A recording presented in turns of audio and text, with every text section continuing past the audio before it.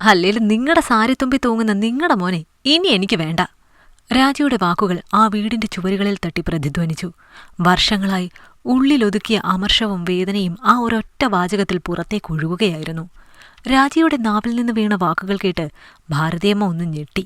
ഇതുവരെ കണ്ടിട്ടില്ലാത്ത ഒരു രാജിയാണ് അവർ ഇന്ന് കാണുന്നത്.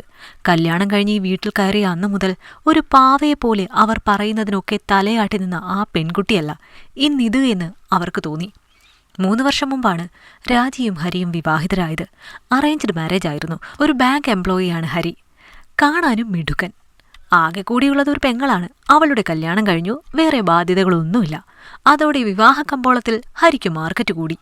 ഏത് പെണ്ണിനെയും കാണുമ്പോൾ ഓരോ കുറ്റം പറഞ്ഞ് അവൻ രാജിയെ കണ്ടപ്പോൾ ഒറ്റ നോട്ടത്തിൽ തന്നെ ഇഷ്ടപ്പെട്ട് സമ്മതം മൂളി. കൂടുതലൊന്നും ആലോചിക്കാൻ നിൽക്കാതെ വിവാഹം ഉറപ്പിച്ചു. ഒരുപാട് സ്വപ്നങ്ങളുമായാണ് രാജി ആ വീട്ടിലേക്ക് വന്നത്. പക്ഷേ ആദ്യ രാത്രി മുതൽ അവൾക്ക് മനസ്സിലായി, ആ വീട്ടിൽ ഹരിക്ക് സ്വന്തമായി തീരുമാനങ്ങൾ ഒന്നുമില്ല എന്ന്. എന്തോ അമ്മ പറയുന്നത് പോലെയാണ് അനുസരിക്കുക. ഒരു പാവയാണ് അയാൾ. ചെറുപ്പത്തിലെ ഭർത്താവ് നഷ്ടപ്പെട്ട ഭാരതിയമ്മ പിന്നീട് ജീവിച്ചതുപോലും അവർക്ക് വേണ്ടിയായിരുന്നു. ഹരിക്കും അവന്റെ പെങ്ങൾ ഹരിതയ്ക്കും. ഹരിതയുടെ കാര്യത്തിൽ കൂടുതൽ സ്വാർത്ഥതയൊന്നും അവർക്കില്ല. ഇനി ഉണ്ടെങ്കിൽ തന്നെ ഹരിത അത് സമ്മതിച്ചു കൊടുക്കാൻ പോകുന്നുമില്ല. എന്നാൽ ഹരി അങ്ങനെയായിരുന്നില്ല. ഹരിക്ക് സ്വന്തമായ ഒരിഷ്ടമില്ലായിരുന്നു. അമ്മ പറയുന്നത് അവന് വേദവാക്യം. രാവിലെ എണീക്കുന്നത് മുതൽ രാത്രി ഉറങ്ങുന്നത് വരെ അമ്മയുടെ നിർദ്ദേശങ്ങൾ വേണം. ഇതുവരെ അത് വലിയ കുഴപ്പമൊന്നും ഉണ്ടായിരുന്നില്ല. പക്ഷേ വിവാഹം കഴിഞ്ഞതോടെയാണ് അതൊരു വലിയ പ്രശ്നമായി തീർന്നത്. മകനെ മരുമകൾക്ക് വിട്ടുകൊടുക്കാൻ അമ്മായിയമ്മയ്ക്ക് ഒട്ടും ഇഷ്ടമില്ലായിരുന്നു. തിരിച്ച് ഹരിക്കും അങ്ങനെ തന്നെയായിരുന്നു. ഭാര്യയേക്കാൾ ജീവിതത്തിൽ അയാൾ അമ്മയ്ക്ക് സ്ഥാനം കൊടുത്തു. ഭാര്യയ്ക്ക് അവളുടെ സ്ഥാനം നിഷേധിച്ചു. തന്നെപ്പോലെ അമ്മയുടെ ആജ്ഞയ്ക്കത്ത് നിൽക്കുന്ന വെറും ഒരു പാവയായി തീരണമെന്നായിരുന്നു അയാളുടെയും ആഗ്രഹം. അത് ആദ്യ രാത്രിയിൽ തന്നെ അയാൾ പറയുകയും ചെയ്തു. ഒരുപാട് ക്ലേശങ്ങൾ സഹിച്ചാണ് അമ്മ എന്നെയും ഹരിതയെയും വളർത്തി വലുതാക്കിയത്. അതുകൊണ്ട് ഇനിയുള്ള കാലം അമ്മയ്ക്ക് സന്തോഷം മാത്രം കൊടുക്കണമെന്നാണ് എൻ്റെ ആഗ്രഹം. അമ്മ എന്തെങ്കിലും പറഞ്ഞാൽ അത് അതേപടി അനുസരിക്കണം. അമ്മയുടെ കണ്ണു നിറയുന്നത് ഒന്നും നിന്റെ ഭാഗത്തു നിന്നുണ്ടാവാൻ പാടില്ല. ഒരു മകന്റെ അമ്മയോടുള്ള കരുതൽ മാത്രമായി അവൾ അതിനെ കണ്ടു. എന്നാൽ അത് തന്റെ ജീവിതത്തിൽ വീഴാൻ പോകുന്ന കരിനിഴലാണെന്ന് അവൾക്കറിയില്ലായിരുന്നു. ഹരിക്ക് എന്തിഷ്ടമാണെന്നോ അവന്റെ താല്പര്യങ്ങൾ എന്താണെന്നോ രാജിക്ക് മനസ്സിലാക്കാൻ സാധിച്ചില്ല. കാരണം ഹരിക്ക് അങ്ങനെയൊന്നും ഉണ്ടായിരുന്നില്ല. അമ്മ വിളമ്പുന്ന ഭക്ഷണം, അമ്മ തിരഞ്ഞെടുക്കുന്ന വസ്ത്രങ്ങൾ, അമ്മ നിശ്ചയിക്കുന്ന യാത്രകൾ. ഹരി വെറും ഒരു നിഴൽ മാത്രമായിരുന്നു. ആദ്യം രാജി കരുതി ഹരിക്ക് അമ്മയോടുള്ള ബഹുമാനവും സ്നേഹവുമാണ് ഇതെന്ന്. പക്ഷെ കാലം കടന്നുപോയപ്പോൾ അത് സ്നേഹമൊന്നുമല്ല, മറിച്ച് സ്വന്തം വ്യക്തിത്വം പണയം വെക്കലാണെന്ന് അവൾ തിരിച്ചറിഞ്ഞു. അവർ രണ്ടുപേരും പുറത്തു പോകാൻ ഒരുങ്ങുമ്പോൾ ഭാരതിയമ്മ ഉമ്മറത്ത് വരും. ഹരി, ഈ വെയിലത്ത് അവളെയും കൊണ്ട് എങ്ങോട്ടാ? കുറച്ച് കഴിഞ്ഞു പോയാ പോരെ? അല്ലെങ്കിൽ ഞാനും കൂടി വരാം. അവിടെ എനിക്ക് കുറച്ച് സാധനങ്ങൾ വാങ്ങാനുണ്ട്. അമ്മയുടെ ഒപ്പം വരാനുള്ള ആഗ്രഹം കേൾക്കുമ്പോൾ ഹരിയുടെ മുഖത്ത് സന്തോഷമാണ് മിന്നുക. എന്നാ അമ്മയും കൂടി വന്നോളൂ എന്നവൻ പറയുമ്പോൾ കാറിന്റെ പിൻസീറ്റിൽ തണിച്ചിരിക്കുന്ന രാജിയുടെ മുഖത്തെ നിരാശ അവൻ കാണാറില്ലായിരുന്നു. ഒരു സിനിമയ്ക്ക് പോകുമ്പോൾ അവിടെയും ഉണ്ടാകും അവർ. കാറിന്റെ മുൻപിൽ ഒരിക്കലും അവർ രാജിയെ ഇരിക്കാൻ സമ്മതിക്കില്ല. ഹരിയോട് ചേർന്ന് അവർക്ക് തന്നെ ഇരിക്കണം. തന്റെ വീട്ടിലേക്ക് പോകാൻ പോലും അവർ അനുവദിക്കില്ല. താൻ അവിടെ പോയി നിൽക്കുമ്പോൾ ഹരി അവിടെ വന്ന് നിന്നാലോ എന്ന ഭയമാണ് വൃത്തികെട്ട സ്ത്രീക്ക്. പലപ്പോഴും രാജി ഹരിയോട് തനിച്ച് സംസാരിക്കാൻ ശ്രമിച്ചിട്ടുണ്ട്. ഹരിയേട്ടാ, നമുക്ക് നമ്മുടെ കാര്യങ്ങൾ സ്വന്തമായി തീരുമാനിച്ചൂടെ? എന്തിനാണ് എല്ലാത്തിനും അമ്മയുടെ സമ്മതം ചോദിക്കുന്നത് എന്നൊക്കെ. അപ്പോഴൊക്കെ ഹരിയുടെ മറുപടി ഒന്നു തന്നെയായിരുന്നു. എൻ്റെ അമ്മയ്ക്ക് ഞാൻ മാത്രമേ ഉള്ളൂ രാജി. അമ്മ പറയുന്നത് കേൾക്കുന്നത് കൊണ്ട് നിനക്കെന്താ എത്ര കുഴപ്പം? അമ്മയ്ക്ക് നമ്മളെക്കാൾ അനുഭവപരിചയം ഉണ്ടല്ലോ. അനുഭവപരിചയത്തിന്റെ പേരിൽ തന്റെ സ്വകാര്യതയെപ്പോലും ചോദ്യം ചെയ്യുന്ന അമ്മായിയമ്മയെ രാജിക്ക് സഹിക്കാനായില്ല. ബെഡ്റൂമിലെ വിരി മാറ്റുന്നത് മുതൽ ഹരിയുടെ ഓഫീസിലെ കാര്യങ്ങൾ വരെ അമ്മയുടെ തീരുമാനമായിരുന്നു. എന്തിന്? അവർക്കൊരു കുഞ്ഞു വേണമെന്ന കാര്യത്തിൽ പോലും ഭാരതിയമ്മ ജാതകവും ഗ്രഹനിലയും നോക്കി സമയം നിശ്ചയിച്ചു. ഒരിക്കൽ രാജിയുടെ അച്ഛൻ ഒട്ടും വയ്യ എന്ന് പറഞ്ഞ് അവിടെ നിന്ന് ഫോൺ വന്നു. അത് കേട്ട് ഭയന്ന് രാജി തന്റെ വീട്ടിലേക്ക് 2 ദിവസം നിൽക്കാൻ പോകണമെന്ന് പറഞ്ഞു. ഇപ്പൊ പോകണ്ട, നിന്റെ ചേച്ചി വന്ന് നിൽക്കട്ടെ, നിനക്ക് അടുത്ത മാസം പോകാം എന്നായിരുന്നു ഭാരതിയമ്മയുടെ വിധി. ഹരി അത് ഏറ്റുപാടി. രാജിയുടെ അച്ഛന് സുഖമില്ലാത്ത സമയത്ത് പോലും അമ്മയുടെ സമ്മതത്തിനായി ഹരി കാത്തുനിന്നത് അവളെ വല്ലാതെ തളർത്തി കളഞ്ഞു. അന്നു മുതലാണ് അവൾ മാറി ചിന്തിക്കാൻ തുടങ്ങിയത്. എനിക്ക് പോയേ പറ്റൂ എന്നും പറഞ്ഞ് അവരുടെ രണ്ടുപേരുടെയും സമ്മതത്തിന് കാത്തു നിൽക്കാതെ അവൾ ഇറങ്ങി.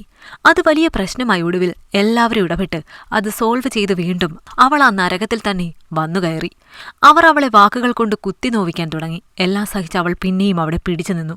അതിനുശേഷം മറ്റൊരു പ്രശ്നം കൂടിയുണ്ടായി. രാജിയുടെ ഒരു കൂട്ടുകാരിയുടെ കല്യാണത്തിന് പോകാൻ അവൾ നേരത്തെ തയ്യാറെടുത്തതാണ്. ഹരിയോട് അവൾ പ്രത്യേകം പറഞ്ഞിരുന്നു, ചെറുപ്പം മുതലുള്ള കൂട്ടുകാരിയാണ്, ഈ വിവാഹത്തിന് പോകാതിരിക്കാൻ കഴിയില്ല എന്ന്. നിനക്കെന്താ രാജി, എന്റെ അമ്മ നമ്മളെ പോകാൻ സമ്മതിക്കും എന്നായിരുന്നു ഹരി പറഞ്ഞത്. ഹരി ചോദിച്ചപ്പോൾ ഭാരതിയമ്മ പോകണ്ട എന്ന് പറഞ്ഞില്ല.